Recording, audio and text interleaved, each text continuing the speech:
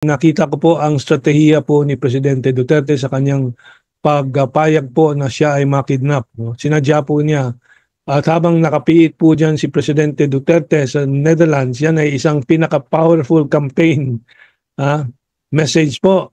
Ito po, napanood ko po ang very short ambush interview by cellphone, of course, ito. No? Sa Netherlands, I think it was by UNTV. Hindi ko sigurado kung anong TV po. Breaking news yan. No? Wala namang nakalagay. Pero dito po, nakita ko po ang strategiya po ni Presidente Duterte sa kanyang pagpayag po na siya ay makidnap. No? Sinadya po niya dahil talagang nagdesisyon sila habang sila ay nasa Hong Kong na hindi mag-apply ng asylum sa China, which China would have very willingly opened its doors to.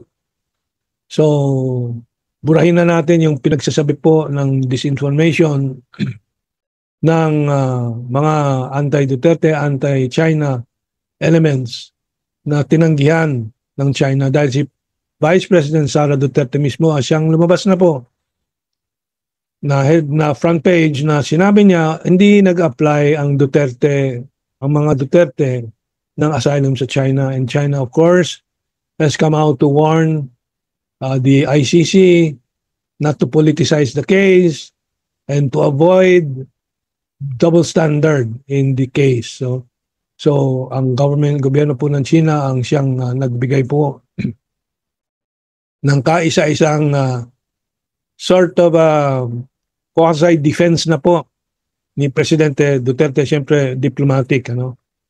Okay, so ang sinabi po dito sa interview ni Presidente Duterte, dapat tumakbo na para sa pagka-presidente si Sara Duterte. So sa 2028 po yan. No? So yan po ay starting gun, bang, ng kampanya na for our Vice President Sara Duterte for the presidency sa 2025.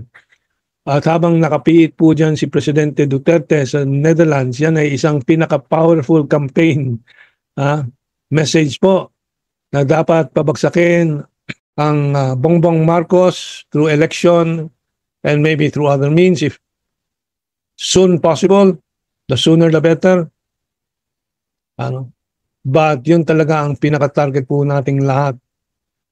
And this is to be achieved through sustained information campaign natin po, which the other side are admitting that they are on their back foot. Sila po ay nasa depensa dahil po lahat ng katotohanan ay laban sa mga posisyon nila at ginagawa po nila.